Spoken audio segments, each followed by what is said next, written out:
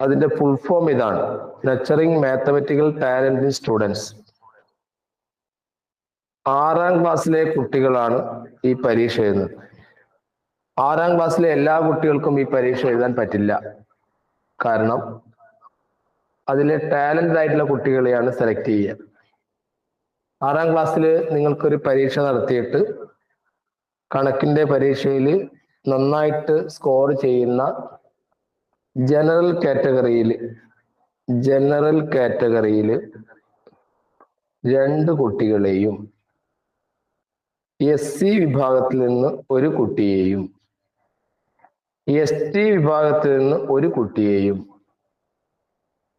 പിന്നെ different abled കുട്ടികൾ, പ്രത്യേക പരിഗണന അറിയിക്കുന്ന കുട്ടികൾ, നിങ്ങൾക്കറിയാലോ, ആ കുട്ടികൾ ഒരു കുട്ടിയെ, അങ്ങനെ മൊത്തം 5 കുട്ടികളെയാണ് സെലക്ട് ചെയ്യുക. അപ്പൊ ജനറൽ കാറ്റഗറിയിൽ 2 കുട്ടികളെയാണ് പരിഗണിക്കുക. ഇതില് നവംബർ മാസമാണ് സാധാരണഗതിയിൽ ഈ പരീക്ഷ നടക്കാറ്. സെപ്റ്റംബർ മാസം ആകുമ്പോഴത്തേക്ക് ഇതിന്റെ നോട്ടിഫിക്കേഷൻ ഒക്കെ വരും. നന്നായിട്ട് പഠിക്കാനും ഏതൊരു മത്സര പരീക്ഷയിലും ആ മത്സര പരീക്ഷയിൽ ഇന്ന ചോദ്യമേ പാടുള്ളൂ എന്നൊന്നുമില്ല. കാരണം സ്കോളർഷിപ്പിന് സെലക്ട് ചെയ്യുന്ന കുട്ടികളെ സെലക്ട് ചെയ്യുന്നത് ആ ചോദ്യങ്ങൾ നേരിടാൻ കഴിവുള്ള കുട്ടികളെയാണ്. അത് ചിലപ്പം 10ാം ക്ലാസ്സിലെ നിലവാരത്തിലെ ചോദ്യമാവാം, PSC നിലവാരത്തിലെ ചോദ്യമാവാം, ഏത് ചോദ്യവും ആവാം. അതുകൊണ്ടാണ് ഇത്തരം ചോദ്യങ്ങൾ നേരിടാൻ രാവിലെ തന്നെ നിങ്ങൾ ക്ഷണിക്കുന്നത്. ഇപ്പോൾ ചില കുട്ടികൾക്ക് രാവിലെ പങ്കെടുക്കാൻ പ്രയാസമുണ്ടെങ്കിൽ അവർക്ക് ഈ റെക്കോർഡ് ചെയ്ത ക്ലാസ്സുകൾ കേൾക്കാം. ഒന്നുകൂടിയും വൈകി വന്ന കുട്ടികൾക്ക് വേണ്ടി പറയുകയാണ്, nurturing mathematical talent in students. ഇത് 6ാം ക്ലാസ്സിലെ കുട്ടികൾക്ക് നടത്തുന്ന പ്രതിഭാ നിർണയ പരീക്ഷയാണ്. പ്രതിഭകളെയാണ് ഇതിൽ നിന്ന് കണ്ടെത്തുക, കണക്കിലെ പ്രതിഭകൾ. അവർക്ക് ഈ ക്ലാസ് 2012 ഇത് തുടങ്ങിയത് മുതൽ ഇങ്ങോട്ടുള്ള കണക്കെടുത്ത് നോക്കിയാൽ ഇവരൊക്കെ വളരെ ഉയരങ്ങളിൽ എത്തിയതായിട്ട് നമുക്ക് കാണാൻ പറ്റും. ഇന്ത്യയിലെയും വിദേശത്തെയും പല സ്ഥലങ്ങളിലും പല ഇൻസ്റ്റിറ്റ്യൂഷനിലൊക്കെ നല്ല പദവിയിൽ ജോലി ചെയ്ത ആൾക്കാരുണ്ട്, ഇപ്പൊ പഠിച്ചുകൊണ്ടിരിക്കുന്ന കുട്ടികളുണ്ട്. അപ്പൊ അതുകൊണ്ട് ഇത് കിട്ടിയാൽ വലിയൊരു കാര്യമാണ്. ഇതിന്റെ പരീക്ഷാ ഘടന സബ് ജില്ലയിൽ നിന്ന് 74 പ്രതിഭകളെയാണ് ഈ സ്റ്റേറ്റിൽ നിന്ന് മൊത്തം 74 കുട്ടികളെയാണ് ഇതിന് വേണ്ടത്. അത് ജില്ലയിൽ നിന്ന്, സബ് ജില്ലയിൽ നിന്ന് നോട്ട് ചെയ്ത് വെച്ചോളൂ ആവശ്യമുള്ള കാര്യങ്ങൾ. നമുക്ക് കേരളത്തിലാകെ ഇതിൽ 74 കുട്ടികളെ വേണ്ടു. ഈ 74 കുട്ടികളെയും ജില്ലാ അടിസ്ഥാനത്തിലാണ് എടുക്കുക. ആദ്യം നിങ്ങൾ ഏത് സബ് ജില്ലയിലാണോ ആ സബ് ജില്ലയിലെ മത്സരത്തിൽ കൊണ്ടുപോകും. സബ് ജില്ലാ തലത്തിൽ 9 കുട്ടികളെയാണ് സെലക്ട് ചെയ്യുക, 9 പേര്. ധ്യാന, ഞാൻ പറയുന്നത് മനസ്സിലാവുന്നുണ്ടോ? നിങ്ങളുടെ സ്കൂളിൽ നിന്ന് 5 കുട്ടികളെ കൊണ്ടുപോകുന്നു. ആ 5 കുട്ടികൾ 2 കുട്ടികളാണ് ജനറൽ കാറ്റഗറി, ബാക്കി നേരത്തെ സംവരണ ലിസ്റ്റിലുള്ള കുട്ടികൾ. അപ്പൊ ആ 5 കുട്ടികളെ നിങ്ങൾ അവിടുന്ന് കൊണ്ടുപോകുമ്പോൾ പല സ്കൂളിൽ നിന്നും 5 വീതം കുട്ടികൾ അവിടെ വന്നിട്ടുണ്ടാവും. അതിൽ നിന്ന് ആ ഒരു 10ഓ 100ഓ കുട്ടികളെ ഒന്നിച്ച് പരീക്ഷയ്ക്ക് എഴുതിയിട്ട് അതിൽ നിന്ന് 6 കുട്ടികളെ ജനറൽ കാറ്റഗറിയിൽ നിന്നും ഒരു കുട്ടി SC, ഒരാൾ ST, ഒരാൾ DA, ഡിഫറൻറ്റ് ഏബിൾഡ് കുട്ടി. അങ്ങനെ അവിടുന്ന് 9 കുട്ടികളെയാണ് സെലക്ട് ചെയ്യുക സബ് ജില്ലയിൽ നിന്ന്. ആ സബ് ജില്ലയിൽ നിന്ന് 9 കുട്ടികളിൽ, ആ മൊത്തം സബ് ജില്ലയിൽ നിന്ന് 9 കുട്ടികൾ ഒരാളായിട്ട് നിങ്ങൾ മാറിക്കഴിഞ്ഞാൽ പിന്നീട് നിങ്ങൾക്ക് ഒരൊറ്റ പരീക്ഷയുള്ളൂ. ആ പരീക്ഷ ജില്ലാ അടിസ്ഥാനത്തിലുള്ള പരീക്ഷയാണ്. പിന്നെ സ്റ്റേറ്റ് ലെവലിലൊന്നുമില്ല. ജില്ലയിൽ നിന്ന് ആ ജില്ലാ കേന്ദ്രങ്ങളിൽ വെച്ച് ആ പരീക്ഷ നടത്തും. അപ്പൊ സബ് ജില്ലയിൽ നിന്ന് കൊണ്ടുപോകുന്ന 9 പല സബ് ജില്ലയിൽ നിന്ന് വരുന്ന 9 വീതം കുട്ടികൾ അവിടെ ഉണ്ടാവും. അതിൽ നിന്ന് ഇനി നമുക്ക് വേണ്ടത് ഒരു ജില്ലയിൽ നിന്ന് 5 കുട്ടികളാണ്. ഇപ്പൊ കോഴിക്കോട് ജില്ലയിൽ നിന്നാണ് 5, കണ്ണൂർ ജില്ലയിൽ നിന്നാണ് 5, അങ്ങനെ 5 കുട്ടികളെയാണ് അങ്ങനെ സെലക്ട് ചെയ്യുക. ആ 5 കുട്ടികളിൽ ആരൊക്കെ വരും അതാണ് നോക്കേണ്ടത്.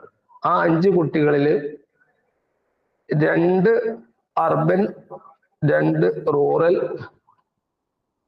1 ST കുട്ടി, ഇങ്ങനെയാണ് എടുക്കുക. ഇപ്പം 4+1 നമുക്ക് എത്ര ജില്ലകളാണ് ഉള്ളത് ധ്യാന? 14. 14. 14 × 5 എത്രയാണ്?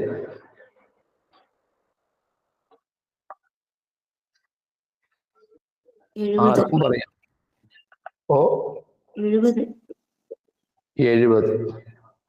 അപ്പം ഓരോ ജില്ലയിൽ നിന്നും 5 കുട്ടികളെ വീതം എടുത്തിട്ട് അപ്പൊ 2, 2, 1 എന്നാണ്. 2 അർബൻ, 2 റൂറലും, അങ്ങനെ 5 കുട്ടികളെ എടുത്തിട്ട് 70 കുട്ടികളാകുമ്പോൾ പിന്നീട്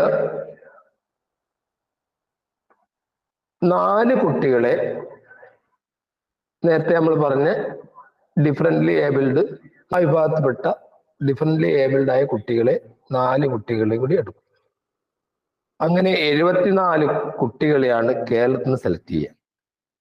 ഇത് സെലക്ഷൻ കിട്ടിക്കഴിഞ്ഞാൽ വലിയ കാര്യമാണ്. പക്ഷെ ഇതില് ഞാൻ പറഞ്ഞല്ലോ, നിങ്ങളുടെ സ്കൂളിൽ നിന്ന് നിങ്ങൾ സെലക്ഷൻ ആവണം, സ്കൂളിൽ നിന്ന് പിന്നെ സബ് ജില്ലയിൽ നിന്ന് സെലക്ഷൻ ആവണം, പിന്നെ ജില്ലയിൽ നിന്ന് സെലക്ഷൻ ആവണം. അപ്പം ആ ജില്ലയിലെ ഏറ്റവും നല്ല പ്രതിഭകളായ 5 കുട്ടികളെയാണ്, അത് നിങ്ങൾ 4 നോക്കിയാൽ മതി. ഒരു കുട്ടി ST വിഭാഗത്തിൽപ്പെട്ട കുട്ടിയാണ്. അങ്ങനെ 4 കുട്ടികളിൽ ഒരാളായിട്ട് ആ ജില്ലയിൽ നിന്ന് നിങ്ങൾ മാറണം. അങ്ങനെ മാറിക്കഴിഞ്ഞാൽ നിങ്ങൾ പിന്നെ ഞാൻ പറഞ്ഞല്ലോ, നേരത്തെ പറഞ്ഞതുപോലെ പിന്നെ പല സ്ഥലങ്ങളിലും പല സ്ഥലത്തും നിങ്ങൾക്ക് വിസിറ്റ് ചെയ്യാൻ പോകാം, രക്ഷിതാക്കളെ കൂടെ കൊണ്ടുപോകാം, പല അധ്യാപകരുടെ ക്ലാസ്സുകൾ ലഭിക്കും. ഇപ്പോഴും തിരുവനന്തപുരത്ത് വെച്ചിട്ട് കഴിഞ്ഞ സമയത്തും വെക്കേഷൻ സമയത്തൊക്കെ അവർക്ക് പ്രത്യേകം ക്ലാസ്സുകൾ കൊടുക്കുന്നു. പിന്നെ അവരുടെ മാത്സിന്റെ കഴിവുകൾ പ്രത്യേകം വളർത്തിയെടുക്കും. ഇപ്പം നമുക്ക് മാത്തമാറ്റീഷ്യന് ആവശ്യമുണ്ട്, അതുകൊണ്ടാണ് ഇത്തരം ചോദ്യങ്ങൾ അവരോട് ചോദിക്കുന്നത്.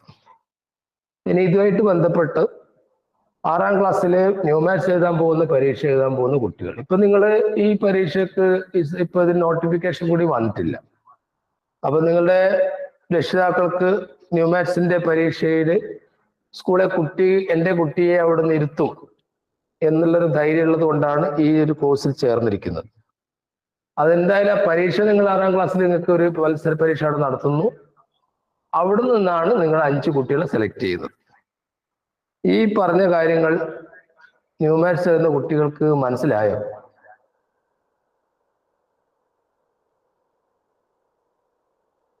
ഇനി എന്തെങ്കിലും ക്ലിയർ ചെയ്യാൻ ബാക്കിയുണ്ടോ?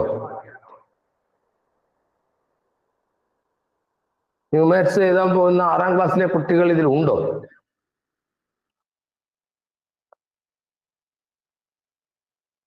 പേര് പറയും. മൈക്ക് ഓൺ ചെയ്തെന്ന് പേര് പറയും. ആരുമില്ലേ? ഓ ആസിം. ഓ ആ, നിങ്ങളിങ്ങനെ ഒച്ചപ്പാടായിട്ട് നിൽക്കരുത്, വേഗം പറഞ്ഞോ. ഹരിചന്ദന. ആ, അപ്പൊ നിങ്ങളെല്ലാം ആ ന്യൂമാത്സ് എഴുതാൻ പോകുന്ന കുട്ടികളാണ്. നിങ്ങളിങ്ങനെ സ്മാർട്ടായിട്ടിരിക്കുക, ഇടക്ക് ആവശ്യത്തിന് മൈക്ക് ഓൺ ചെയ്ത് മറുപടി പറയുക, മിണ്ടാതിരിക്കരുത്.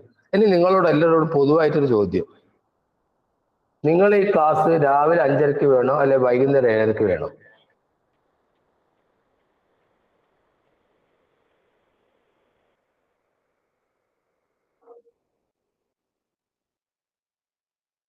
നിങ്ങൾക്ക് ഏതാണ് സൗകര്യം?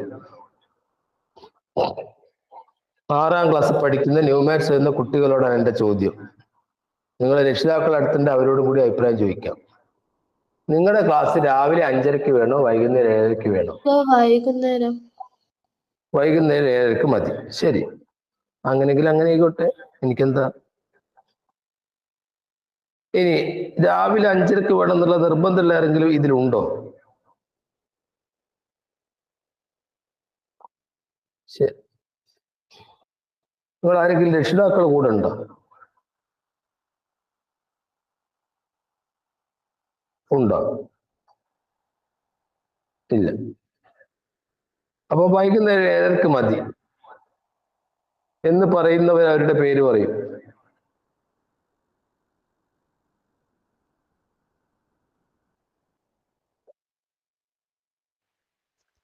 വൈകുന്നേരം 7:30 മതി എന്ന്, ക്ലാസ് മതി എന്ന് പറയുന്ന കുട്ടി ഇപ്പോ 500 ആണോ? അലൻദേവൻ. അലൻദേവൻ. ആ, ഹരിചന്ദന. ഓ, ഹരിചന്ദന. ഹരിചന്ദന. ആയിഷാസന. ആയിഷാസനക്കും വൈകുന്നേരം 7:30 മതി. ആ, പിന്നെ അപ്പൊ 2 പേർക്കാ വൈകുന്നേരം 7:30 വേണ്ടി.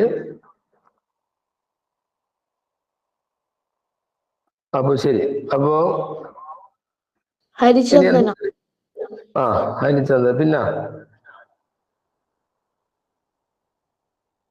ശരി, ഏത് സമയമായാലും കുഴപ്പമില്ല. ഏത് സമയമായാലും കുഴപ്പമില്ല. ശരി, അപ്പൊ ഈ രാവിലെ ആകുമ്പോൾ നിങ്ങൾക്ക് എഴുന്നേക്കാനൊക്കെ ബുദ്ധിമുട്ടുണ്ടെങ്കിൽ എന്ത് ചെയ്യും? പക്ഷേ ഈ ന്യൂമാത്സിന്റെ ക്ലാസ്സുകളൊക്കെ രാവിലെ കേൾക്കുന്നതാണ് നല്ലതെന്നാണ് എൻ്റെ വ്യക്തിപരമായ അഭിപ്രായം. കാരണം വൈകുന്നേരം ആകുമ്പോൾ നെറ്റ് ഇഷ്യൂ കാര്യങ്ങളൊക്കെ ഉണ്ടാവും. രാവിലെ ആകുമ്പോൾ നിങ്ങൾക്ക് നല്ല ഫ്രഷ് സമയമാണ്, ആ സമയത്ത് കേൾക്കാം. ഏതായാലും നമുക്ക് ആലോചിച്ചിട്ട് ചെയ്യാം. ഗ്രൂപ്പിലൂടെ മെസ്സേജ് വരും, അതിനനുസരിച്ച് ചെയ്യാം. ശരി, നമുക്ക് ന്യൂമാത്സിൽ നിങ്ങൾക്ക് ധാരാളം ചോദ്യങ്ങൾ നേരിടാൻ ഉണ്ടാവും. അപ്പൊ അതില് ഒരിക്കൽ വന്ന ഒരു ചോദ്യമാണ് പരിചയപ്പെടുത്തുന്നത്. ഈ ചോദ്യം നോക്കാം. ഇവിടെ നിങ്ങൾക്ക് ആദ്യത്തെ 2 എണ്ണം, ഇത് രണ്ടും തുല്യമായ 2 സമചതുരങ്ങളാണ്. ആദ്യം ഞാൻ ഒരു ചതുരത്തെ, ഒരു റെക്റ്റാങ്കിളിനെ, ആ റെക്റ്റാങ്കിളിനെ ഞാൻ ചെയ്തിരിക്കുന്നത് ശ്രദ്ധിക്കുക നിങ്ങൾക്ക്. ആ റെക്റ്റാങ്കിളിനെ 2 തുല്യ സമചതുരങ്ങളായിട്ട് ഭാഗിച്ചിരിക്കുകയാണ്. അത് നിങ്ങൾ കണ്ടോ? നിങ്ങൾ എന്താണോ ഉണ്ടാക്കുക? ധ്യാന കേൾക്കുന്നുണ്ടോ മോളെ?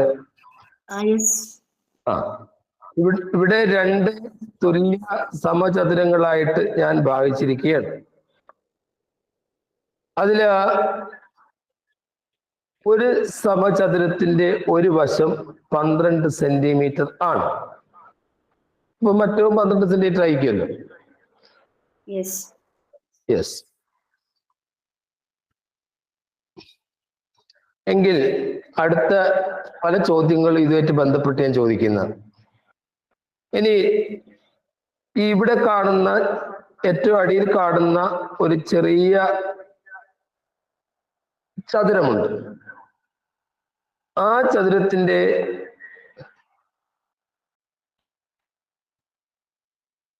ചുറ്റളവ്, ചെറിയ ചതുരത്തിന്റെ ചുറ്റളവ് നിങ്ങൾക്ക് തരികയാണ് 56 സെന്റിമീറ്റർ.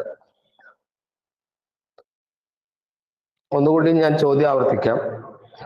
ഒരു വലിയ റെക്റ്റാങ്കിളിനെ 2 ചെറിയ സ്ക്വയർ ആക്കി മാറ്റി, പിന്നീട് ഒരു ചെറിയ റെക്റ്റാങ്കിൾ ആക്കി മാറ്റി. അത് ചിത്രത്തിൽ കാണാം. ആദ്യത്തേതിന്റെ സമചതുരത്തിന്റെ ഒരു വശം 12 ആണ്. താഴെ കാണിച്ചിരിക്കുന്ന ഈ റെക്റ്റാങ്കിളിന്റെ ചുറ്റളവ് 56 സെന്റിമീറ്ററും ആണ്. ഇതിൽ നിന്ന് എൻ്റെ ഒന്നാമത്തെ ചോദ്യം, എല്ലാ ചോദ്യത്തിനും ആൻസർ എഴുതിയാട് വെച്ചോളൂ. ഒന്നാമത്തെ ചോദ്യം ഇതാണ്: ഒരു സമചതുരത്തിന്റെ ചുറ്റളവ് എത്ര? ഒരു സ്ക്വയറിന്റെ പെരിമീറ്റർ എത്ര? ചുറ്റളവ് എത്ര? അതാണ് ഒന്നാമത്തെ ചോദ്യം. ഒരു സ്ക്വയറിന്റെ ചുറ്റളവ് എത്ര? എന്റെ രണ്ടാമത്തെ ചോദ്യം ഇതാ പിടിച്ചോളൂ. രണ്ടാമത്തെ ചോദ്യം, ഈ ചെറിയ റെക്ടാങ്കിളിന്റെ ചുറ്റളവ് പെരിമീറ്റർ നിങ്ങൾക്ക് 54 തന്നിട്ടുണ്ട് എങ്കിൽ അതിന്റെ വീതി എത്ര? ബ്രെഡ്ത്ത്, വീതി എത്ര? ബ്രെഡ്ത്ത് എത്ര? ഇനി മൂന്നാമത്തെ അവസാനത്തെ ചോദ്യമാണ്, ശ്രദ്ധിക്കുക. മൂന്നാമത്തെ ചോദ്യം ഇവിടെ എഴുതുക. ഈ വലിയ ചതുരത്തിന്റെ എന്ന് പറയാം, ഈ മൊത്തം ഫിഗറിന്റെ ചുറ്റളവ് എത്ര? ധ്യാന, എന്റെ ചോദ്യങ്ങൾ ഓരോന്നോരോന്ന് പറഞ്ഞു കൊടുക്കും, വ്യക്തമായി കൊടുക്കും. Yes sir. ഫസ്റ്റ് ക്വസ്റ്റ്യൻ, ഈ ഫിഗറിലെ ഒരു സ്ക്വയറിന്റെ പെരിമീറ്റർ എത്രയാണ്? സെക്കൻഡ് ക്വസ്റ്റ്യൻ, താഴെയുള്ള റെക്ടാങ്കിളിന്റെ ബ്രെഡ്ത്ത് എത്രയാണ്? തേർഡ് ക്വസ്റ്റ്യൻ, മുഴുവനായിട്ടുള്ള റെക്ടാങ്കിളിന്റെയും പെരിമീറ്റർ എത്രയാണ്? എന്തൊക്കെയാ തന്നിരിക്കുന്നത്? ഫസ്റ്റ് ഫിഗറിലെ ഒരു സ്ക്വയറിന്റെ സൈഡ് 12 സെന്റിമീറ്റർ ആണ്. പിന്നൊന്നും ഒരു കാര്യം തന്നിട്ടുണ്ടല്ലോ. താഴെയുള്ള റെക്ടാങ്കിളിന്റെ പെരിമീറ്റർ 56 ആണ്. പെരിമീറ്റർ 56 സെന്റിമീറ്റർ ആണ്. അതിൽ എന്താന്ന് കണ്ടുപിടിക്കേണ്ടത്? ബ്രെഡ്ത്ത് കണ്ടുപിടിക്കണം. ഇതിന്റെ ബ്രെഡ്ത്ത് കണ്ടുപിടിക്കണം. ഇതിന്റെ ആൻസർ കിട്ടിയ ഒരു കുട്ടി മുന്നോട്ട് വാ. സെക്കൻഡ് ക്വസ്റ്റ്യൻ ആണോ സർ? അല്ല, 3 ക്വസ്റ്റ്യന്റെ ആൻസർ കിട്ടണം. 3 ചോദ്യങ്ങളാണ് ഞാൻ ഇതിൽ ചോദിച്ചിരിക്കുന്നത്. ആ 3 ചോദ്യത്തിന്റെ ആൻസർ കിട്ടിയ കുട്ടി മുന്നോട്ട് വാ. വരൂ.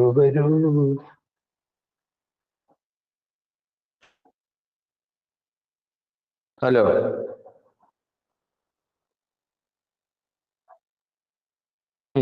ആരുമില്ല? യെസ് സർ, കിട്ടി. ഓക്കെ, പേരെന്താ? ധ്യാന. വേറെ ആർക്കും കിട്ടിക്കോ നോക്കട്ടെ. ധ്യാന, വേറെ ആർക്കാ കിട്ടിയത്? കിട്ടിയ കുട്ടിയുടെ പേര് ടൈപ്പ് ചെയ്യും. നമ്മുടെ ഒന്നാമത്തെ ചോദ്യം, ആദ്യത്തെ ഈ സ്ക്വയറിന്റെ ചുറ്റളവ് എത്ര എന്നാണ്. അത് ആർക്കെങ്കിലും കിട്ടിയിട്ടുണ്ടോ? ധ്യാനക്കല്ലാതെ വേറെ ആർക്കും കിട്ടിയിട്ടുണ്ടോ? ആർക്കാ കിട്ടിയത്? പേര് പറയും. യെസ്, ഉത്തരത്തിലേത് പറയൂ. 48. എന്താ കുട്ടിയുടെ പേര്? ആതിഫ്. 12 × 4 എന്ന് ചെയ്തു അല്ലേ? 48. വേറെ ആർക്കെ 48 കിട്ടിയിട്ടുണ്ടോ? പേരെന്താ? പേരെന്താ?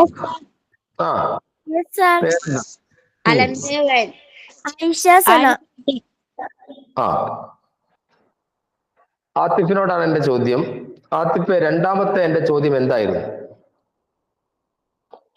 സ്മോൾ റെക്ടാങ്കിളിന്റെ വിഡ്ത് എത്ര? എത്രയാ കിട്ടിയത് മോൻ?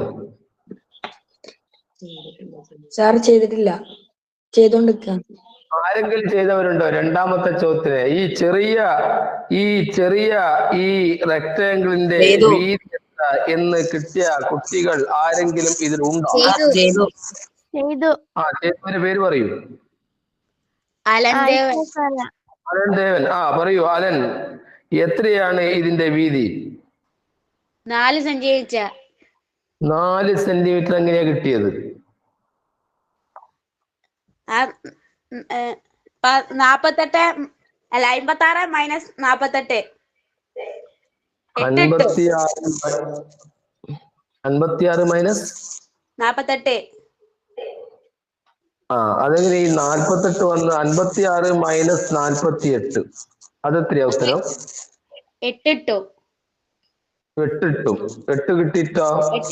8ന്റെ പകുതിയാണ്. 8ന്റെ പകുതി എടുത്തു 4. ഈ 48 എവിടെ നിന്ന് കിട്ടി?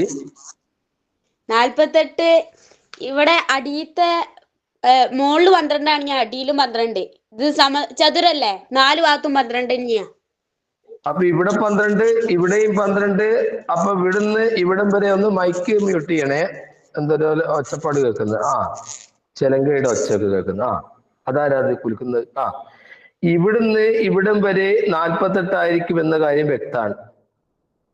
ഇവിടുന്ന് ഇവിടം വരെ 48 ആരാ കുലുക്കുന്നപ്പ? 48 48 ഇവിടം വരെ വരികയാണെങ്കിൽ 48 വരിക എന്ന് പറഞ്ഞാല് ഇത് 24 ആയിരിക്കുമല്ലോ. ഇത് 24. 24 ഇവിടെ, 24 ഇവിടെ. അങ്ങനെയാണ് 48 പറഞ്ഞത് ആ കുട്ടി. ആ 48ന്റെ കൂടെ എത്ര കൂട്ടിയാലാണ് 56 കിട്ടുക നോക്കി.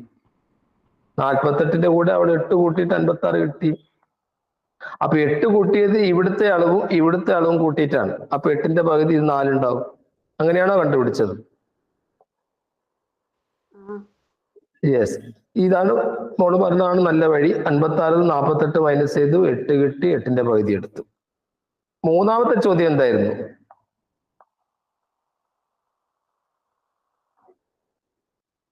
ഫുൾ റെക്ടാങ്കിളിന്റെ പെരിമീറ്റർ. ഫുൾ റെക്ടാങ്കിളിന്റെ പെരിമീറ്റർ എത്ര കിട്ടിയത്? 88. എത്ര? 80 സെന്റിമീറ്റർ ആണ്. എങ്ങനെയാ കിട്ടിയത്?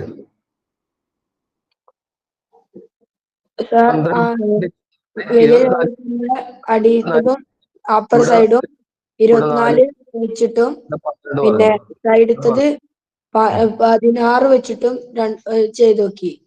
ശരി, മനസ്സിലായി. അപ്പോൾ 24x2 രണ്ട് സൈഡ് 24x2 48 കിട്ടി.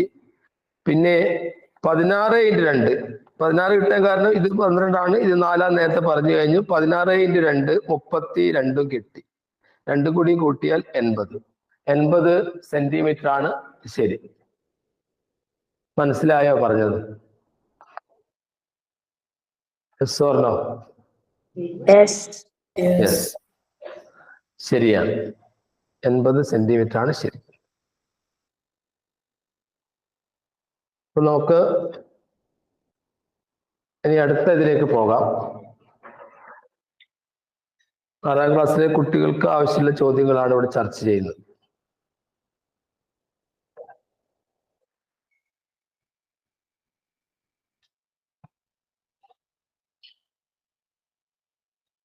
അടുത്ത ചോദ്യം, അധികം ചോദ്യം നമ്മൾ ചർച്ച ചെയ്യുന്നില്ല. ഇന്ന് എത്ര പേര് ഇതിൽ തയ്യാറാകും രാവിലെ എന്നറിയാൻ വേണ്ടിയിട്ടാണ് ഇതാക്കിയത്. അപ്പൊ കുറച്ച് നേരത്തെ 2 കുട്ടികൾ പറഞ്ഞു വൈകുന്നേരമായിരിക്കും ഞങ്ങൾക്ക് സൗകര്യമെന്ന് പറഞ്ഞു.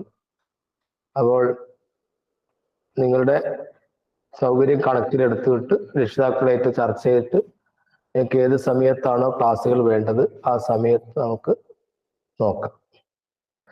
ശരി, നമുക്ക് അടുത്ത ചോദ്യം എന്താണെന്ന് നോക്കാം. അടുത്ത ചോദ്യം ഞാൻ ഇവിടെ എഴുതി കാണിക്കുകയാണ്, ശ്രദ്ധിക്കുക. 1 3 5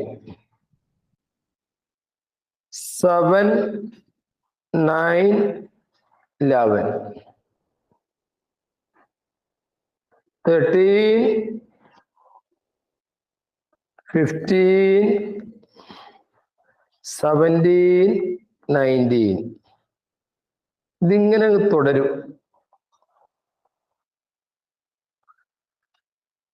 അല്ലൻ, ഈ ഒന്നാമത്തെ വരിയിലെ നമ്പേഴ്സ് ഏതൊക്കെയാണ്? 1 sir. ഒന്നാമത്തെ വരിയിലെ നമ്പേഴ്സ് ഏതൊക്കെയാണ്? 1. ഒന്നാമത്തെ വരിയിലെ നമ്പേഴ്സ് ഏതൊക്കെയാണ്? 1. 1. രണ്ടാമത്തെ വരിയിലെ നമ്പേഴ്സ്? 3, 5. 3, 5. ഓക്കെ. മൂന്നാമത്തെ വരിയിൽ? 7, 9, 11. ആരാണ് മറുപടി പറഞ്ഞത്? ആതിഫ്. കാർത്തിക.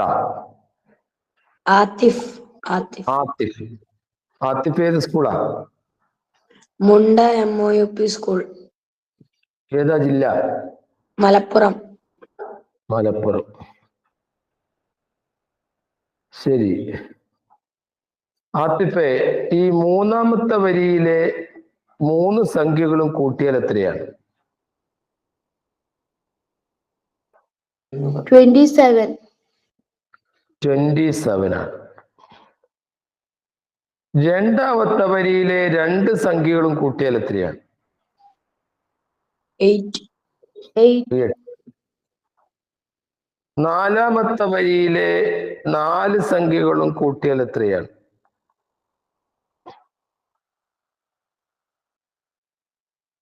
നാലാമത്തെ വരിയിലെ 4 സംഖ്യകളും കൂട്ടിയാൽ എത്രയാണ്?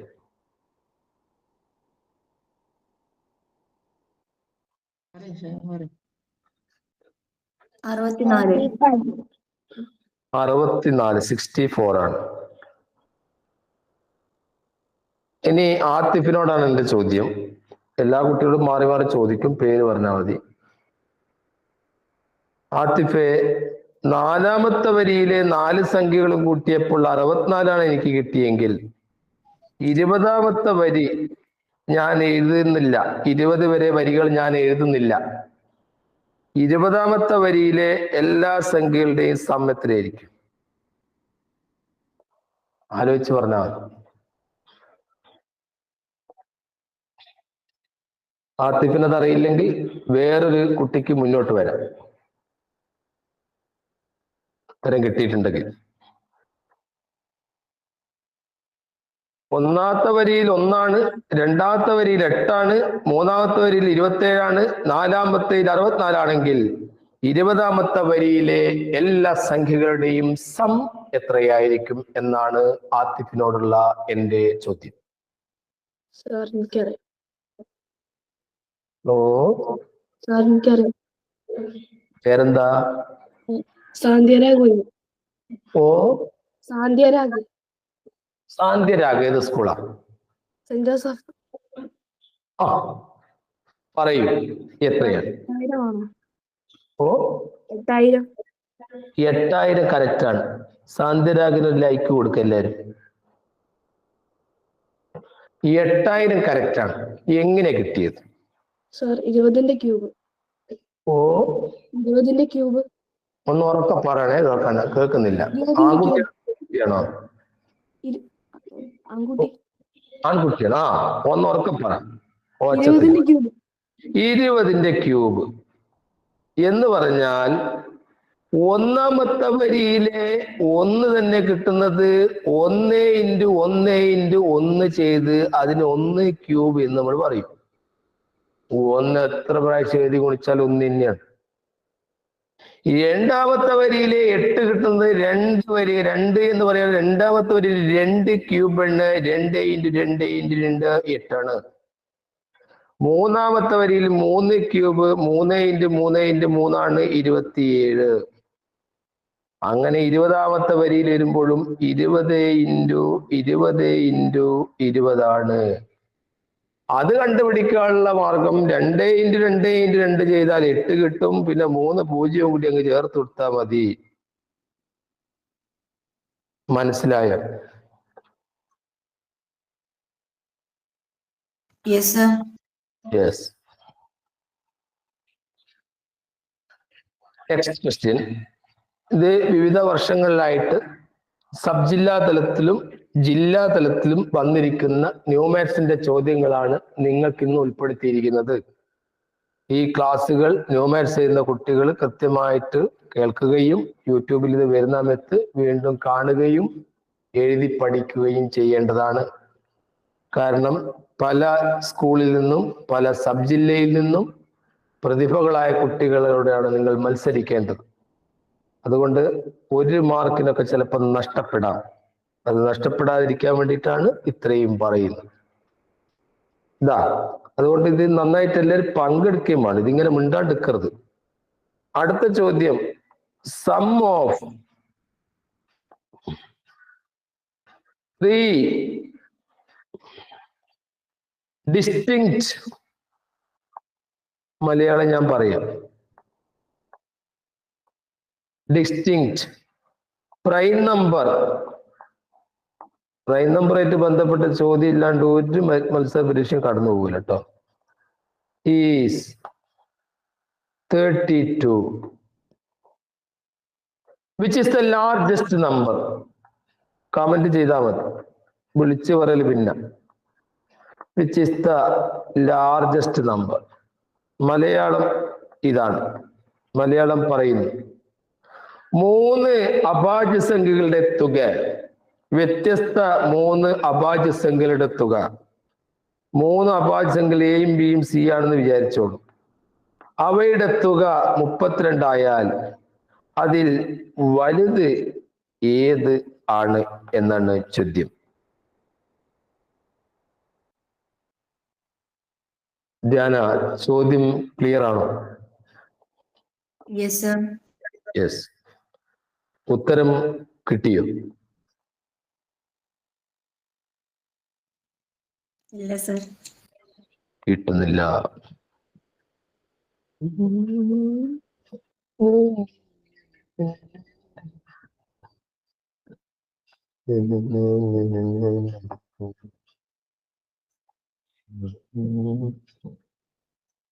ആർക്കെങ്കിലും ഉത്തരം കിട്ടിയോ?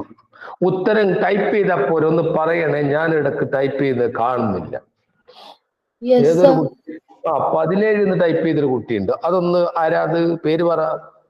ഫെർമിൻ. ആ, ഫെർമിൻ. ഏത് സ്കൂളാ? Saint Mary's SSS Kaliyar. അതേത് ജില്ലയാണ്? ഇടുക്കി. ഇടുക്കിയിൽ നിന്നാണ്. ആൺകുട്ടിയാണോ പെൺകുട്ടിയാണോ? പേര് ചില വ്യക്തമാകുന്നില്ല, അതുകൊണ്ടാണ്. ആൺകുട്ടി. ആൺകുട്ടിയാണ്. ഏതാ, എത്രയാ കിട്ടിയത്? 17. 17 ശരിയല്ല, അടക്കട്ടെ. 17 ഏതെല്ലാം സംഖ്യകളാ മോൻ കൂട്ടിയത്? 13ഉം 2ഉം. 13ഉം 2ഉം. സംഗതി ശരിയാ, 32 കിട്ടും. 32 ഇരട്ട സംഖ്യ കൊണ്ട് ഒരാൾ എന്തായാലും 2 ഉണ്ടാവുന്ന കാര്യം ഉറപ്പാ, അത് പ്രശ്നമൊന്നുമില്ല. അതൊക്കെ സംഗതി ശരിയാ, 32 കിട്ടും. പക്ഷെ നമ്മുടെ ആൻസർ ഫെർമിൻ 17 അല്ല. ആ, അതാരാ? 11ഉം 2ഉം പറ്റുവോ? അതാരാ പറഞ്ഞത്? ആയിഷ സനക്ക് സന്തോഷ വാർത്ത അറിയിക്കൂ. ഉത്തരം തെറ്റാണ്. 19, 11, 2 കൂട്ടിയാലും ആയിഷസന പറഞ്ഞത് ശരിയാണ്, 32 കിട്ടും.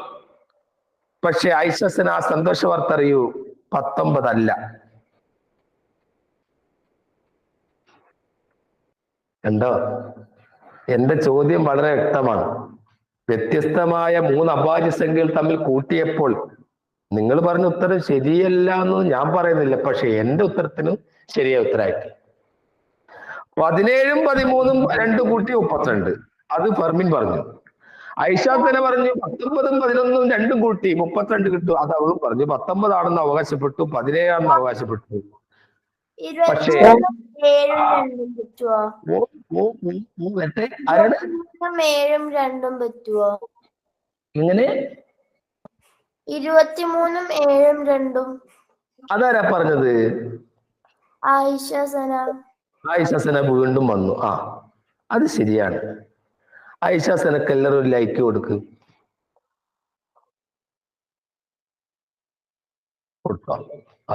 ആയിഷസന പറഞ്ഞത് ശരിയാണ്. കാരണം ധ്യാന 17, 19, 23 ഇതിൽ വലുതാരാണ്? 23. അപ്പൊ 23 ഇവിടെ കിടക്കുന്നതിന് പിന്നെ എന്തിനാണ് നിങ്ങൾ 19ന്റെയും 17ന്റെയും പുറകെ പോയത്? അതിന്റെ അർത്ഥം 20ന്റെ മേലോട്ടുള്ള പ്രൈം നമ്പറിനെ പറ്റി വ്യക്തമായ ധാരണ ഇല്ലാത്തതുകൊണ്ടാണ്.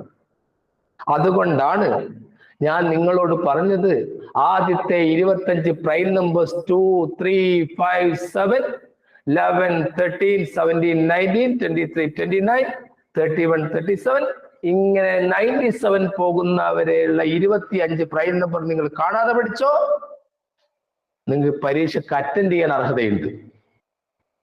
ഇല്ല, അറ്റൻഡ് ചെയ്യാൻ പോലും അർഹതയില്ല. പരീക്ഷക്ക് നിങ്ങൾ അവിടെ ഇരിക്കുന്ന സമയത്ത്, വെറുതെ വീട്ടിലിരിക്കുന്ന സമയത്ത് ഈ 25 പ്രൈം നമ്പർ കാണാതെ പഠിച്ചോ, എങ്കിൽ നിങ്ങൾക്ക് പരീക്ഷക്ക് അറ്റൻഡ് ചെയ്യാനുള്ള അർഹതയുണ്ട്. കിട്ടുന്നതിനെ പറ്റി നമുക്ക് പിന്നെ പറയാം. അതുകൊണ്ട് ഇതൊക്കെ പഠിച്ച് റെഡിയാക്കിയിട്ട് വേണം പോകാൻ. ഈ 25 പ്രൈം നമ്പർ കൃത്യമായിട്ട് കാണാതെ അറിയുന്ന കുട്ടികൾ ആരെങ്കിലും ഈ കൂട്ടത്തിലുണ്ടോ? Yes, sir. പേര് പറ.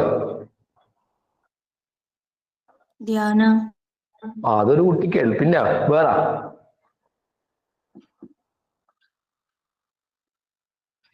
ഞാൻ 25 പ്രൈം നമ്പർ ഒന്ന് സ്പീഡ് പറഞ്ഞു കൊടുക്കാൻ പറ്റും എല്ലാ കുട്ടികൾക്കും വേണ്ടി. Yes, sir. പറ. 2, 3, 5, 7, 11, 13, 17, 19, 23, 29, 31, 37, 41, 43, 47, 53, 59, 61, 67, 71, 73, 79, 83, 89, 97. 97 is the largest 2-digit prime number. മക്കളെ പ്രൈം നമ്പറായിട്ട് ബന്ധപ്പെട്ട ചോദ്യം ഉണ്ടാവും, പഠിച്ചോളൂ കൃത്യമായിട്ട്. 25 പ്രൈം നമ്പറിന്റെ ടേബിൾ വേണമെങ്കിൽ ഞാൻ അയച്ചു തരാം, ഇല്ലെങ്കിൽ നിങ്ങളുടെ കയ്യിലില്ലെങ്കിൽ. ഇല്ലെങ്കിൽ ഗൂഗിളിൽ സെർച്ച് ചെയ്യുക, പ്രൈം നമ്പർ സെർച്ച് ചെയ്യുക, അഭാജ്യ സംഖ്യകൾ സെർച്ച് ചെയ്യുക, ഒരു ടേബിൾ അങ്ങനെ തന്നെ വരും. അപ്പൊ അത് പഠിച്ചു വെക്കുക. ഇനി അടുത്ത ചോദ്യത്തിലേക്ക് പോകാം. What is the average of natural numbers from 1 to 25? ചോദ്യം ആവറേജ് എന്ന ചോദ്യം ഉണ്ടാവും, അതുകൊണ്ട് ആ ചോദ്യം ഉൾപ്പെടുത്തിയത്. വാട്ട് ഈസ് ദ, ഞാനൊരു ചോദ്യം കൂടി തന്ന് അവസാനിപ്പിക്കുകയാണ്. എനിക്കിത് കുറച്ച് ദൂരെയാണ് ക്ലാസ്. നിങ്ങൾ പറഞ്ഞ കാര്യം ഞാൻ പരിഗണിക്കാം. ചിലപ്പോൾ വൈകുന്നേരം വേണമെങ്കിൽ ക്ലാസ് വെക്കാം, പക്ഷെ എനിക്ക് തോന്നുന്നത് രാവിലെ എന്നാണ്. What is the average of natural numbers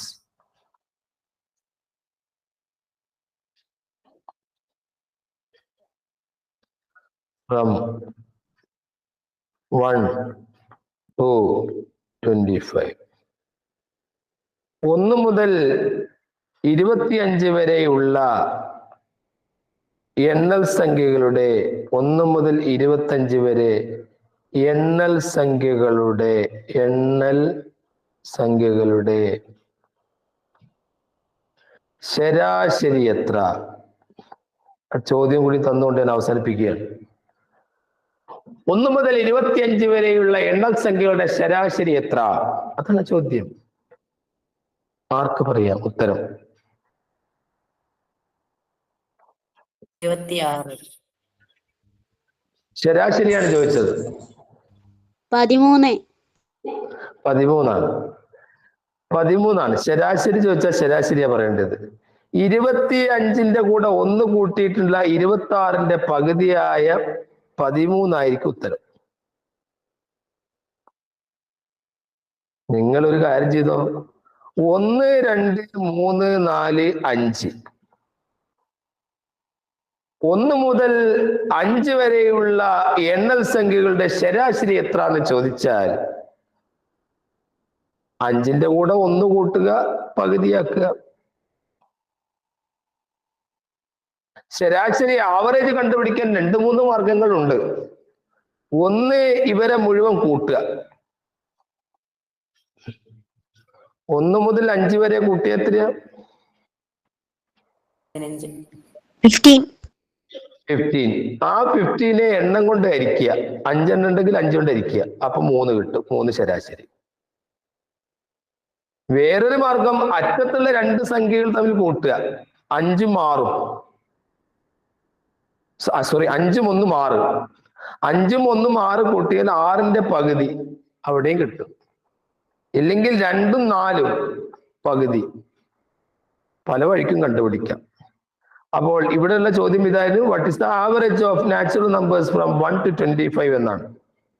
അപ്പോ 25ന്റെ കൂടെ 1 കൂട്ടുക, പകുതിയാക്കുക. ക്ലിയർ ആയിട്ടുണ്ടാവുമെന്ന് കരുതുന്നു. നിങ്ങൾക്കുള്ള ഹോംവർക്കാണ്.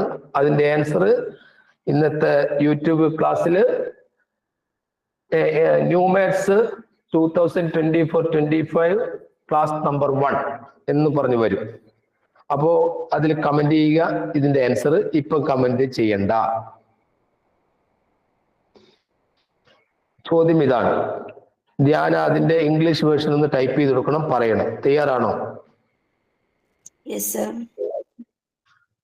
മലയാളം ഞാൻ ഇവിടെ എഴുതാം. ആദ്യത്തെ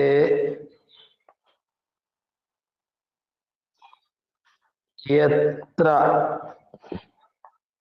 ഒറ്റ സംഖ്യകളുടെ തുകയാണ് 169? ഇംഗ്ലീഷ് പറഞ്ഞു.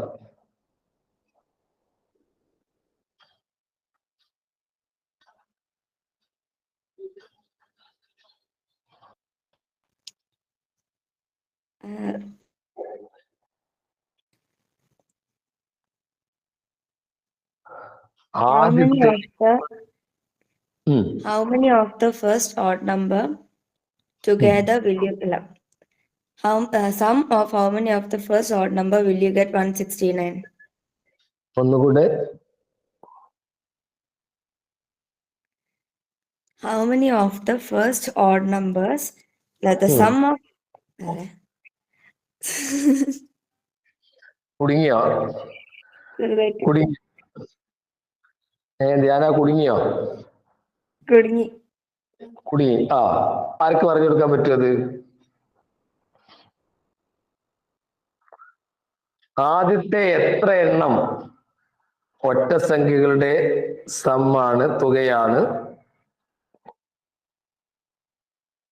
ആദ്യത്തെ എത്ര എണ്ണം ഒറ്റ സംഖ്യകളുടെ തുകയാണ് 169?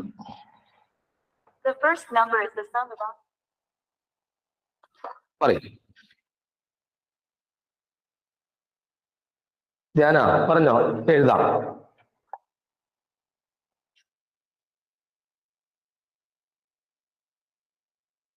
How many first numbers sum of 169? എത്ര എണ്ണം ഒറ്റ സംഖ്യകളുടെ സമ്മാണ് 169? ആദ്യത്തെ എത്ര ഒറ്റ സംഖ്യകളുടെ സമ്മാണ് 169?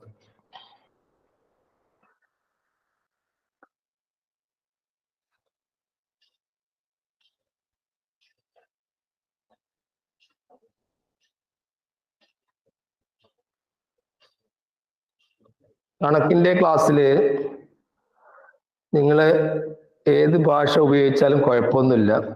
ആ ഭാഷയുടെ വ്യാകരണോ കാര്യങ്ങളോ നിങ്ങൾ നോക്കണ്ടേയില്ല. ധൈര്യമായിട്ട് പറയാം, ചോദിക്കാം, ഈ ആൻസർ കൊടുക്കാം. How many odd numbers some is 169? ഈ എത്ര എണ്ണം ഓഡ് നമ്പേഴ്സിന്റെ സമ്മാണ് 169? അപ്പം ആദ്യത്തെ എത്ര എണ്ണം ഒറ്റ സംഖ്യകളുടെ സമ്മാണ് 169 എന്നാണ് ചോദ്യം. രണ്ടാമത്തെ ചോദ്യം ഒരു ചിത്രമാണ്. ആ ചിത്രത്തിൽ വരച്ചു വെക്കുക. എന്നിട്ട് അടുത്ത ക്ലാസ്സിൽ നമുക്കത് പറയാം. ചിത്രം ഞാൻ വരയ്ക്കാൻ പോവുകയാണ്. നിങ്ങൾ എൻ്റെ കൂടെ തന്നെ വരച്ചോളൂ. ഓക്കെ ആണ് എല്ലാവരും? Yes, sir.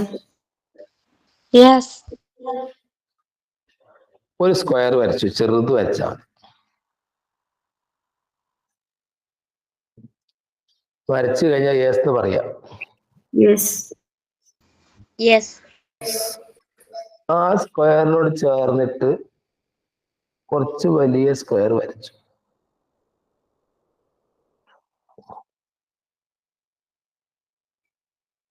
വരച്ചു. Yes, sir. ഇനി അതിന്റെ താഴെ അതിലും വലിയൊരു സ്ക്വയർ വരച്ചു. Yes or no? Yes. Yes. പിന്നീട് ഏറ്റവും വലിയൊരു സ്ക്വയർ ഇവിടെ വരച്ചു.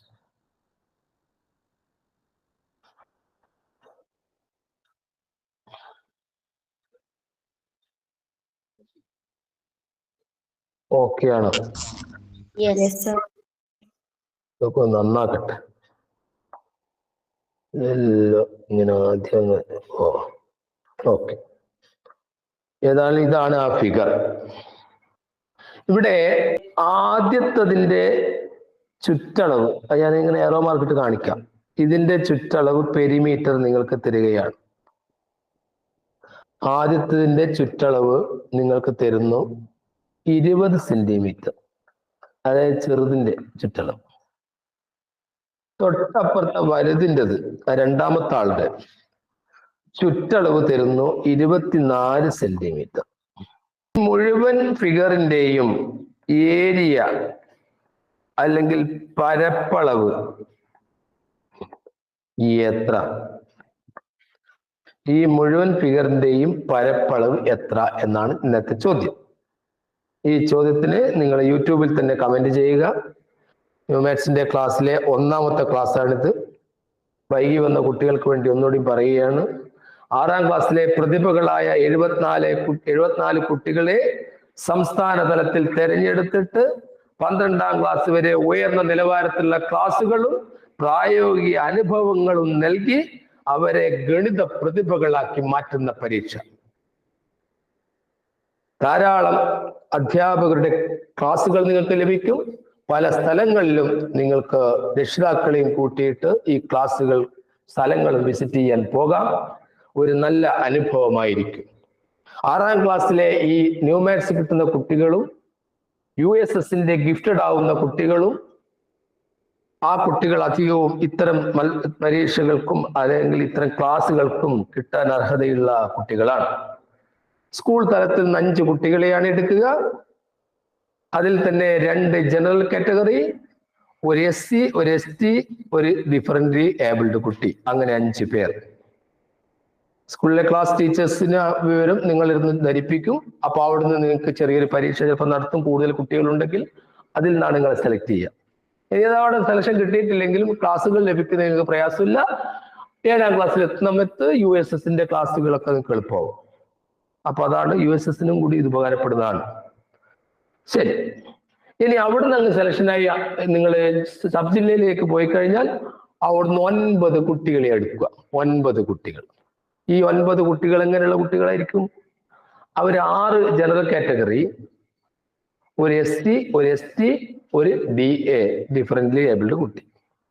അങ്ങനെ 9 കുട്ടികളെയും കൊണ്ട് ജില്ലയിൽ ഓരോ ജില്ലാ കേന്ദ്രങ്ങളിൽ വെച്ച് പരീക്ഷ നടത്തും. അത് കിട്ടി അതിൽ 5 കുട്ടികളെ എടുക്കും. ഒരു ജില്ലയിൽ നിന്ന് 5 കുട്ടികൾ. അതോടുകൂടി കഴിഞ്ഞു.